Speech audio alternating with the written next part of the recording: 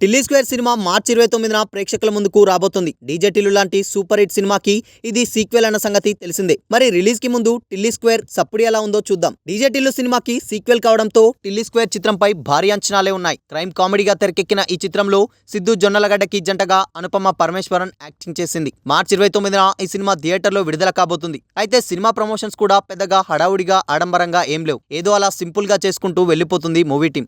అయితే కావాలని సినిమాపై హైప్ పెంచకూడదని మేకర్స్ అనుకున్నట్లున్నారు. అయితే తెలియకుండానే ఈ చిత్రంపై భారీ హైప్ క్రియేట్ అయింది.